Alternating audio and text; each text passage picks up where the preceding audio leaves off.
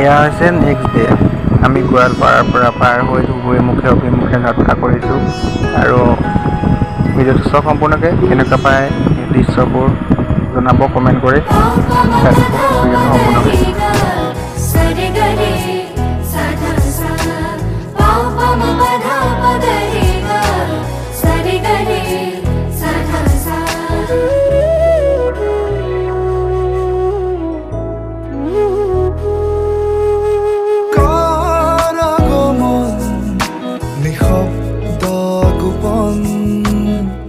সপোনত ভুমুকি মাৰি সোধে মোক তুমি কোন, তুমি কোন।